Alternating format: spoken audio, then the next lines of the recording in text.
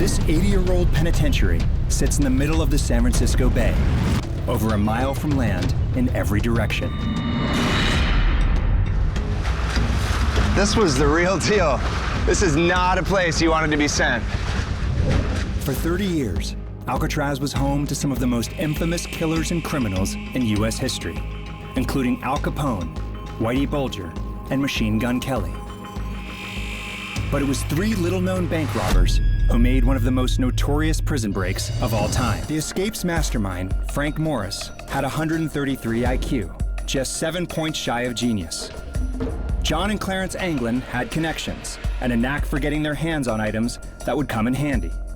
Investigators found over 80 tools used for their escape. This is where they would have ended up through the holes in the backs of their cells.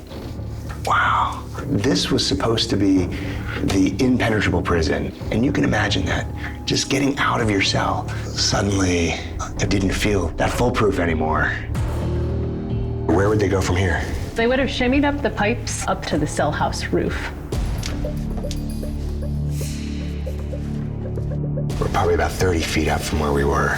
It's really hard to imagine that there were guys that were able to climb up on top of all of the cell blocks while they used this area to fashion their raft so they could eventually be prepared to make their way off the island.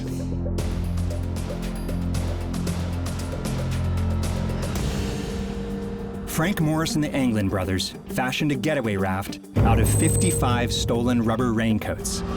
They sewed the coats together and made it airtight by melting the seams on a hot water pipe above the cells, a technique they learned from an issue of Popular Mechanics that investigators found left behind. This was their final way out of the building. They pushed their way through this old vent and made it on top. Then what happened?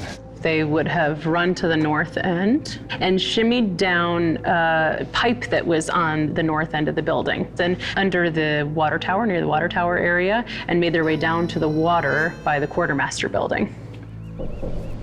The three men escaped to the water's edge, but from there, their fate remains a mystery. Or could it be hidden deep in the FBI files?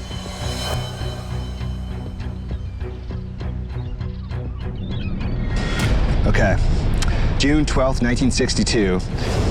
According to information received, a raft had been found on Angel Island, and it was being assumed that the escapees had come ashore at that point. Right on Angel Island. Prior to 1962, 9 other convicts had attempted to escape by swimming a mile south to San Francisco. None of them made it. But this FBI file may reveal how the prisoners pulled off what had previously been thought impossible.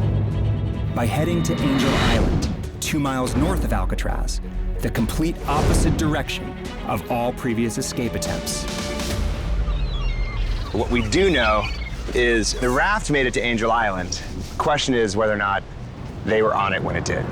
Michael Esslinger, author and expert on the 62 escape, has spent years trying to answer that question. They had planned to make their way over here to the mainland and then steal a car, which is later revealed through an FBI telegram that there was a stolen car. Can you show me these telegrams? Yeah, I have them right here, actually. In 2015, the FBI mistakenly declassified this report, written the day after the escape. The memo reads, a 1955 blue Chevrolet was reported stolen in Marin County, the mainland just 200 yards from Angel Island. It goes on to say, at approximately 11:30 a.m., an unnamed complainant had been forced off the road by 3 men in a blue 1955 Chevrolet. If it was Morris and the Anglins in that stolen car, where was that car going? The answer could be in the FBI files.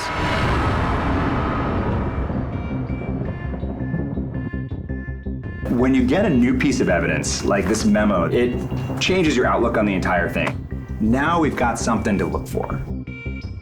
After days of combing through hundreds of documents for every mention of the blue Chevy, a picture of the prisoner's getaway plan, That's a hit if I've ever heard one, starts to emerge. All right, here's another car sighting. These guys were on the move.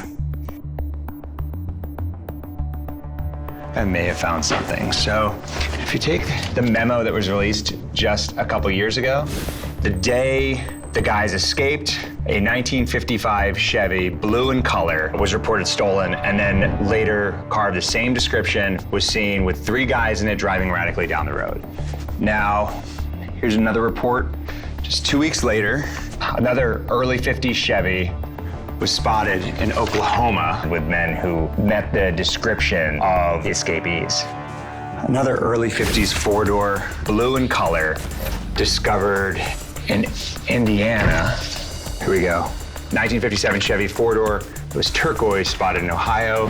In South Carolina, 3 months after the initial escape, 3 men matching the description of the Anglin brothers and Frank Morris, trying to acquire a hideout in the woods.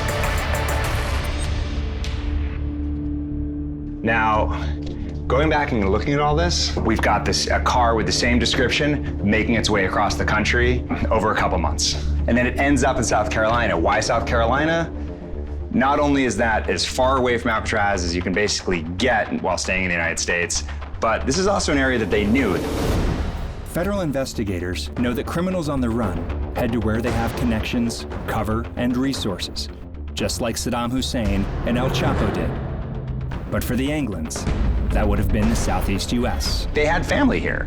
What we have to do now is figure out who is still alive, who's related to these guys, and what do they know that everybody else doesn't.